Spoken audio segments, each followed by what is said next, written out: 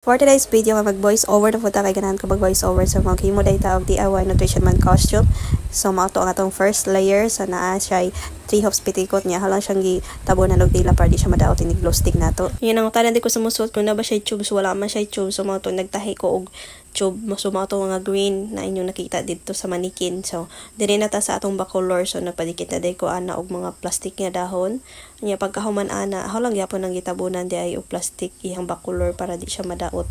Inig padikit nato sa ato ang glue stick nya diri na ta sa ato ang tube nagdikit sa ta diri og mga plastic nga dahon na mura man ni siya gabi-gabi so temporary na siya gibutan ana kung okay ra ba siya nga inaana lang sa nya pagkahuman ani nagsugod na pug ko og padikit diri sa sayal. So diri dapita dai no samtang nagpadikit ta sa sayal so di jud nato malikayan na magapasok-pasok ta diri so katawa jud ko ana sa kasakit bitaw kay napasok man ta ani bisag na pasok-pasok ra ta katawa lang gyapon ta so balhin di ta dig pisto no kay aron makita ninyo ang manikin nga buo so mao na ato na pamutangan diha ang mga dahon-dahon nga plastic ana. So nahurot na jud akong pamutang ni mga dahon-dahon diri no so mao na ang ihang design sa ihang tube. Unya mao na pod ni sa ihang bacolor nya mao na sa ihang sayal. Unya ahong gibidyohan kay kulang pa man ni ihang mga dahon-dahon sa likod daw lang man yo pakpahak so mao to nag-decide ko na mag-add og mga dahon so nagpalit day ko ana dito sa baybay so mao na ni unya naapod day siya 1 no so mao to naghimo po ta og 1 niya so nanguha lang tag kahoy dito sa gawas unya mao na ni atong gitabunan og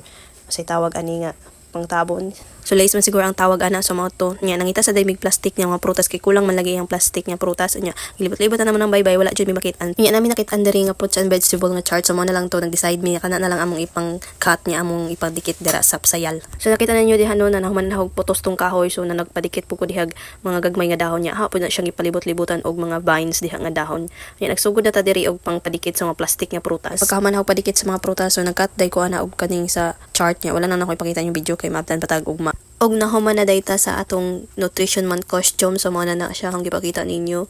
anya pagkahuman what sad ni iyang 1 so ato trohon mo ni ihang 1 na yung mga vines diha nga dahon-dahon di ba okay na kaayo anya ara ang atong finished product sa atong nutrition month na atong DIY may panglaban na tayo sa ating